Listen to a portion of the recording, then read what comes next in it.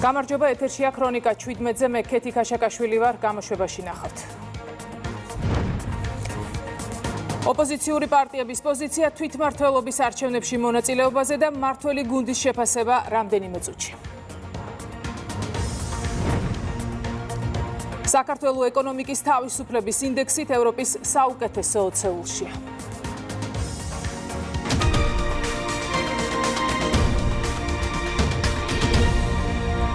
პრემიერ-მინისტრი უზბეკეთის რესპუბლიკაში ოფიციალური ვიზიტის ფარგლებში უზბეკ კოლეგას შეხვდა. შეხვედრაზე ისაუბრეს ორ ქვეყანას შორის თანამშრომლობის დადებით დინამიკაზე, მაღალი დონის პოლიტიკურ დიალოგსა და სხვადასხვა სფეროში პარტნიორობის გაღრმავების პერსპექტივებზე. ანა ბერძენიშვილი აშუქებს პრემიერის ვიზიტს უზბეკეთში და ის გვიერთდება ახლა პირდაპირ ეთერში.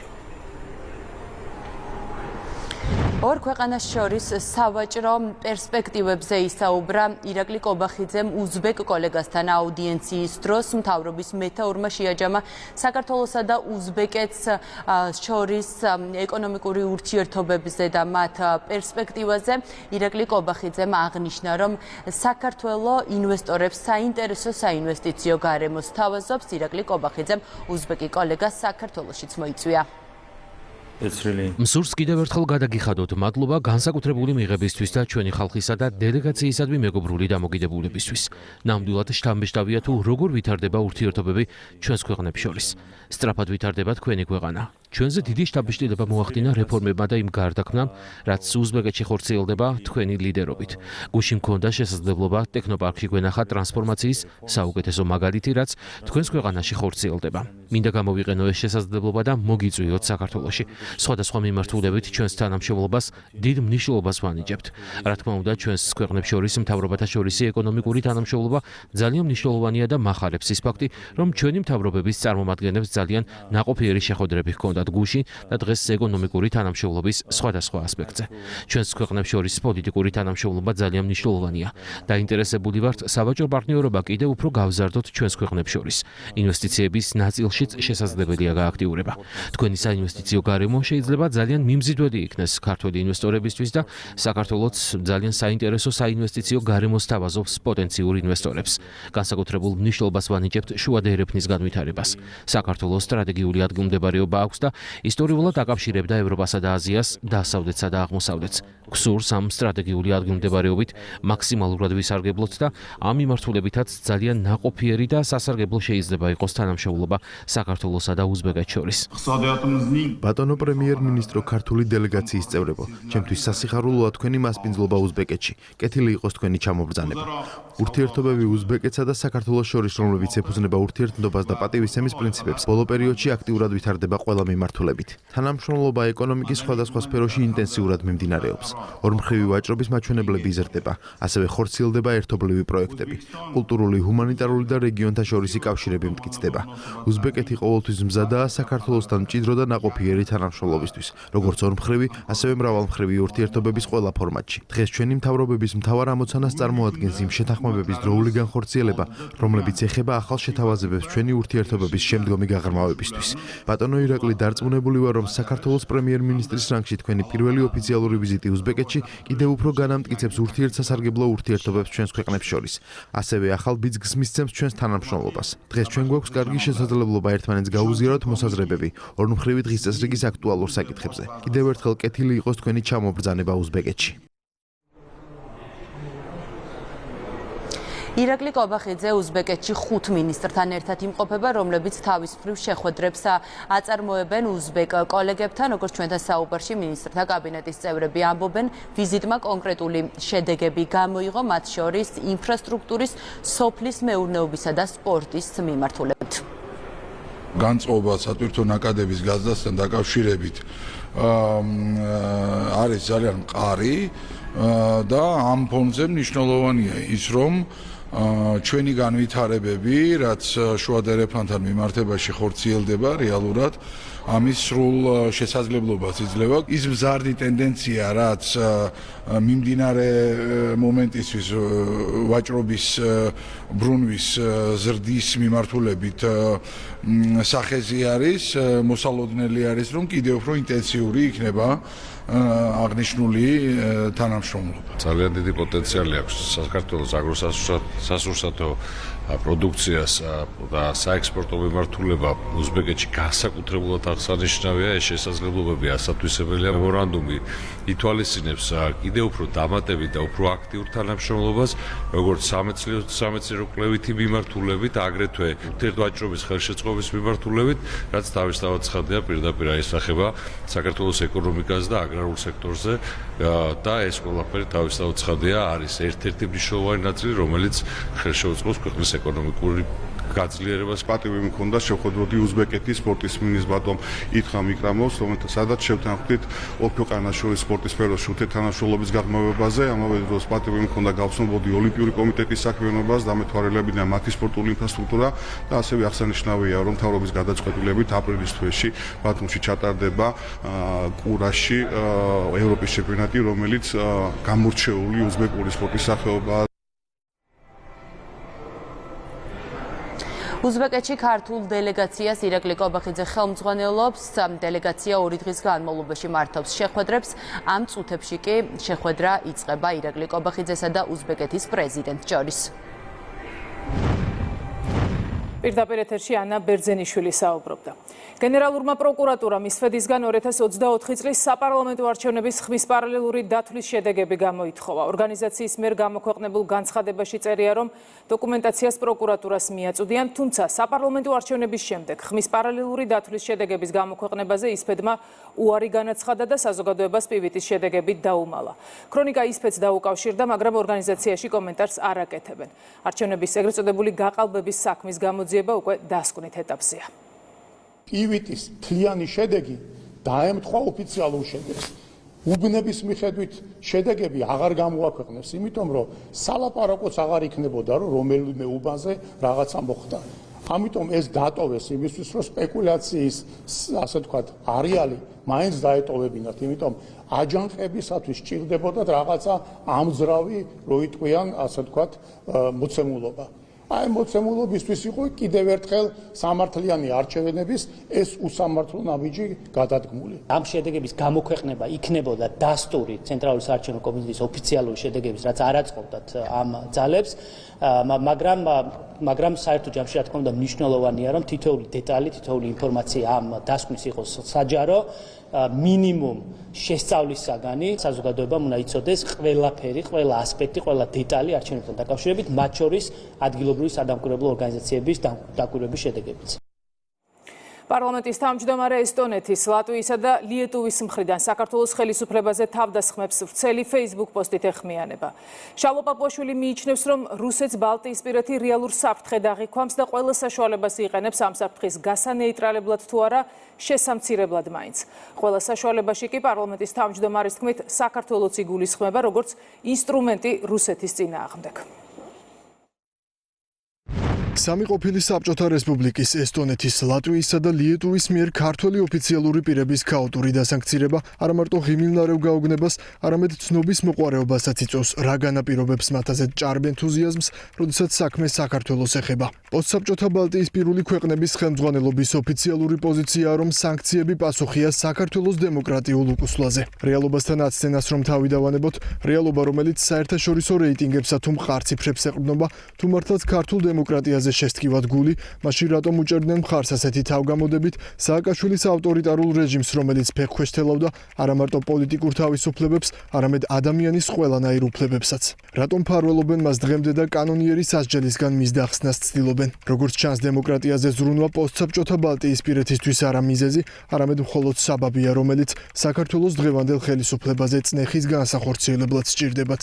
ან იქნებ საქართველოს ხელისუფლების პოზიცია არ მოსწონთ ნატოსთან და საერთაშორისო უსაფრთხოების წესრიგთან დაკავშირებით. იქნებ უკმაყოფილონი არიან იმ როლით, რომელსაც საქართველო ასრულებდა და ასრულებს მშვიდობისა და სტაბილურობის საერთაშორისო ძალისხმევაში. ვნახოთ ციფრები თუ რა წვლილი შეიტანა და რა მსხვერპლი გაიღო საქართველომ უკანასკნელ 10 წლეულში და შევადაროთ ბალტიის ქვეყნების კონტრიბუციას საერთაშორისო უსაფრთხოების და სტაბილურობის მისიებში. აქაც აშკარაა, რომ როცა საქმე რეალურ ნაბიჯებს და რეალურ საქმეს უკავშირდება, მათი ძალისხმევა ახლოსაც კი ვერ მოვა ქართველი ხალხის წვლილთან. ქვემოთ მოყვანილ ცხრილში კარგად ჩანს, რომ აქამდე სადაც საბრძოლო პირველი და საერთაშორისო უსაფრთხოება დასაცავი იყო, ჩვენი მონაწილეობა 20-ჯერ აღემატებოდა მათსას. თან ეს იმ პირობებში, როცა ისინი ნატოს წევრები არიან, ჩვენ კი არა. იქნებ იმას გვსაყვედურობენ, რომ უკრაინას თავად დაეხმარნენ, საქართველოს კი მოხალისეები ოფიციალურად არ გაგზავნა უკრაინაში და ამით თავიდანაირი და სისხლის მღვრელომში ჩართვა. არც ამაში უნდა იყოს საქმე, რადგან ჯერჯერობით უკრაინის ფრონტზე ოფიციალურად გაგზავნილი არც ერთი ბალტიისპირელი ოცეულიც კი არავის შეუნიშნავს. ამ გამოცანაზე რეალური პასუხი მიუნხენის უსაფრთხოების კონფერენციაზე გამოსვლაში დანიის პრემიერ-მინისტრმა მეტე ფრედერიკსენმა გვიკარნახა, როდესაც თქვა, რომ საქმე უკრაინაში კი არა რუსეთშია. აშკარაა, რომ რუსეთს ბალტიისპირეთი რეალურ საფრთხედ აღიქვამს და ყველა საშუალებას იყენებს ამ საფრთხის გასანეიტრალებლად თუ არა შესამცირებლად მაინც. ყველა საშუალებაში როგორც ჩანს საქართველოს მოიაზრება, როგორც ინსტრუმენტი რუსეთის წინააღმდეგ. ბალტიის პოსტსაბჭოთა ქვეყნების ქცევას რომ დავაკვირდეთ და ვინახავთ, რომ სააკაშვილს, რომელიც უპასუხისმგებლოდ იქცეოდა რუსეთთან მიმართებაში, ყველანაირად მხარს უჭერდნენ და აქეზებდნენ. ქართული ოცნების ხელისუფლებას კი, რომელიც მშვიდობისა და საქართველოს რეალური ინტერესების დაცვისკენაა მოწოდებული, ყველანაირად ესხმიან თავს და ბოლოს სანქციების გაუგებარ დაწესებამდეც კი მივიდნენ. გამოდის, რომ ყველაფრის მიზეზი რუსეთია, გამოდის, რომ ბალტიის პოლიტიკური ელიტები მხოლოდ მაშინ გვემეგობრებიან თუ თავზე ხელს ავიღებთ და ნაღმივით ავიფეთქებთ თავს, რომ რუსეთი დავაზიანოთ და ბალტიისპირეთს საფრთხე ავარიდოთ.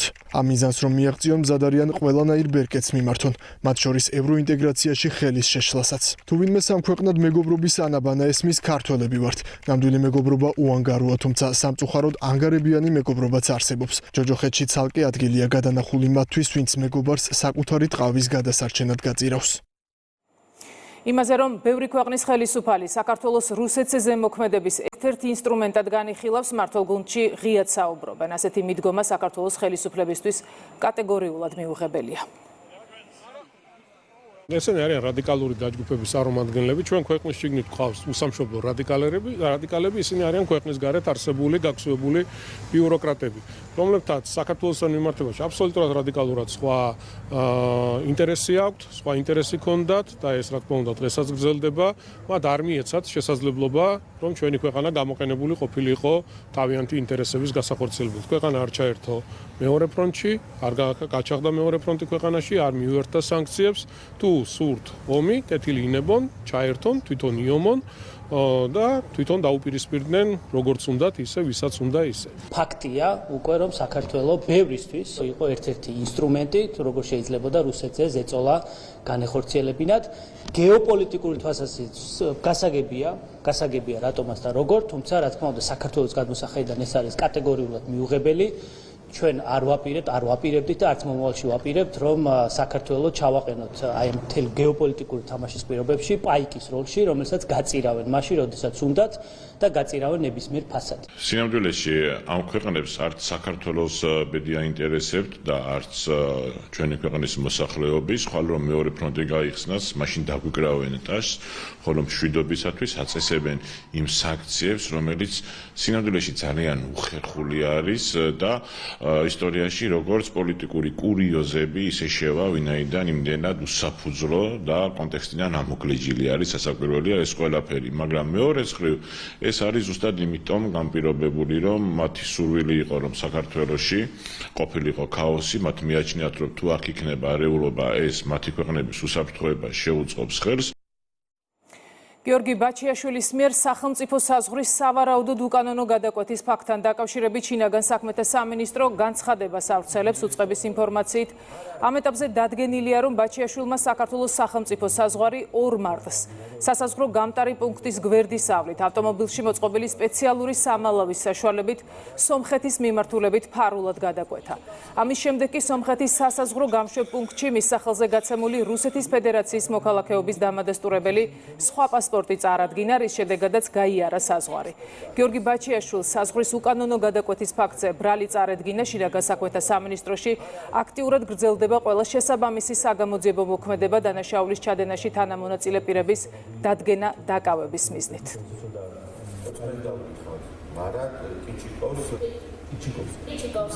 სამართალდამცველების უსაფრთხოება და დაცვა ამერიკის პრეზიდენტის პრიორიტეტია. დონალდ ტრამპმა ამ საკითხზე კონგრესში სიტყვით გამოსვლისას ისაუბრა. მისი გადაწყვეტილებით ამერიკაში სამართალდამცველის მკვლელობა სიკვდილით დასჯას ითვალისწინებს. ამ ფონზე ქართულ ოცნებაში აცხადებენ, რომ საქართველოში პოლიციელებზე ძალადობა კონკრეტული ჯგუფების მიერ არის წახალისებული. ოპოზიცია კი ტრამპის განცხადების შემდეგ იმის ახსნას ცდილობს, რატომ არის დასაშვები საქართველოში პოლიციელზე ძალადობა და უცხოეთში არა.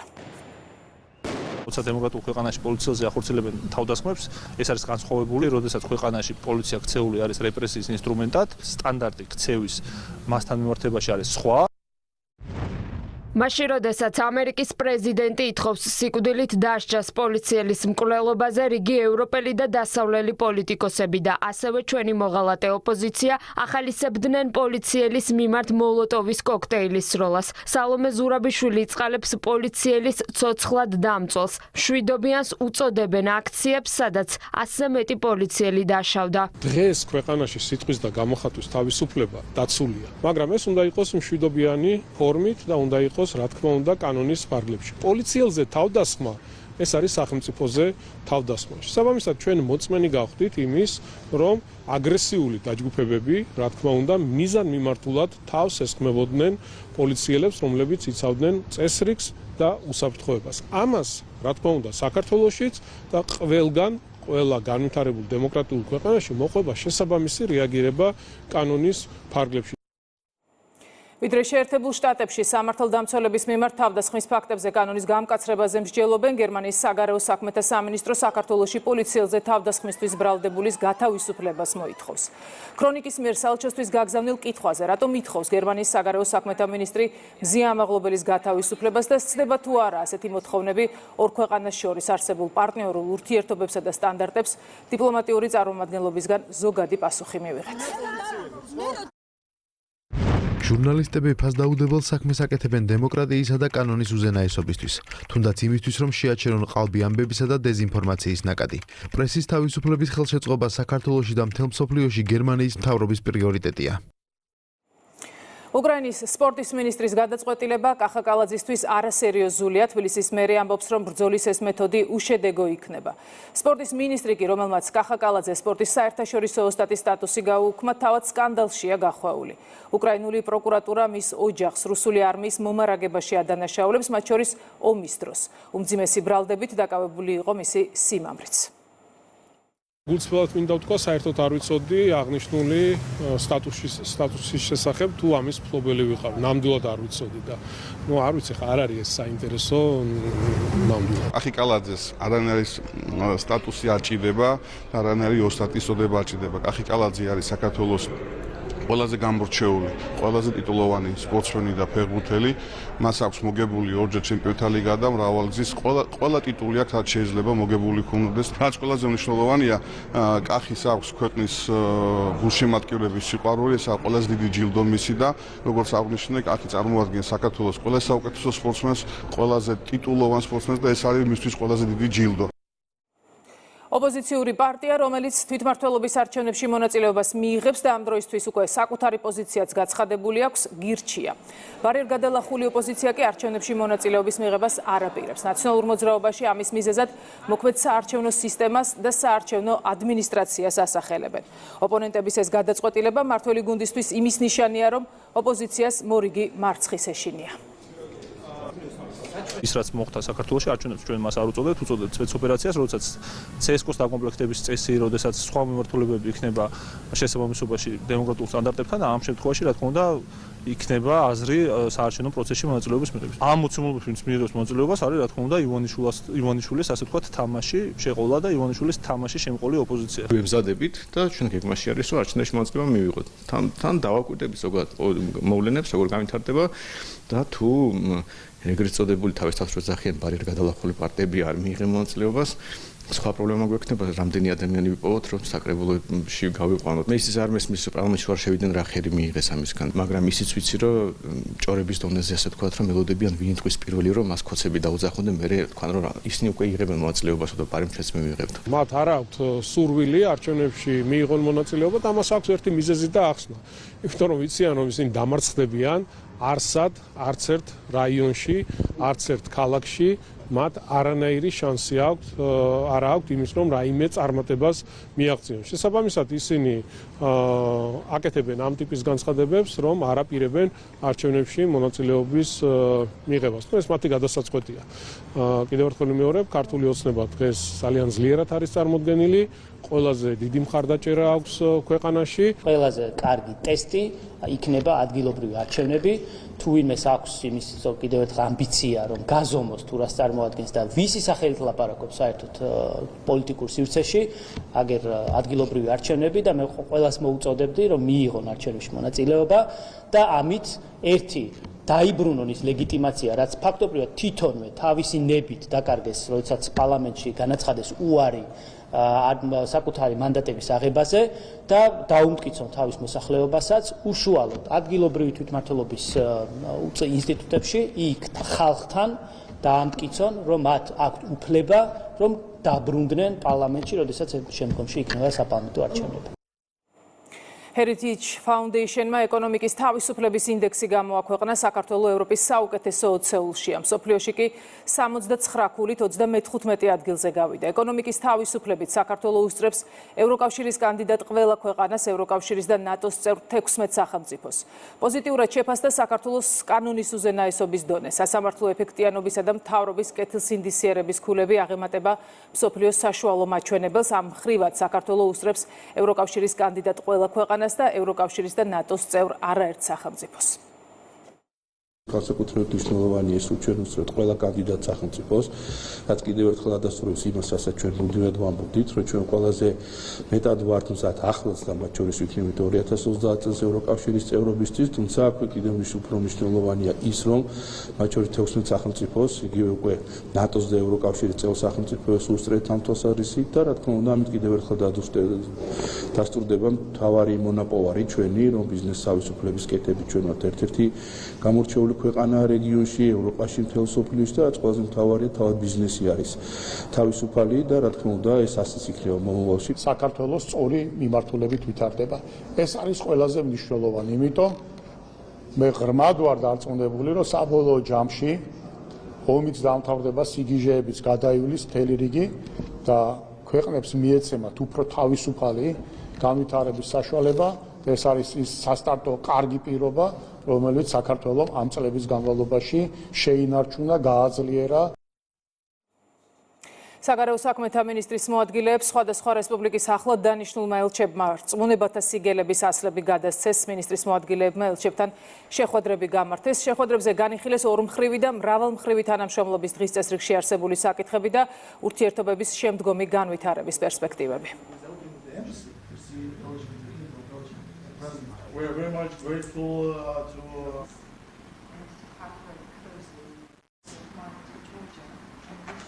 განათლების სამინისტროს ბირთვული კვლევის ევროპული ორგანიზაციისა და მის ბაზაზე მოქმედ ნაწილაკების ფიზიკის საერთაშორისო საინფორმაციო ჯგუფთან თანამშრომლობის ფარგლებში საერთაშორისო შემეცნებითი მასტერკლასები დაიწყო. სამინისტროს ფინანსური მხარდაჭერით მასტერკლასის პირველ სესიას ტექნიკურმა უნივერსიტეტმა უმასპინძლა. მასტერკლასების მიზანს წარმოადგენს მეცნიერების, ინოვაციების და ტექნოლოგიების პოპულარიზაცია, ახალგაზრდა თაობების მოზიდვა და დაინტერესება ფუნდამენტური კვლევებით.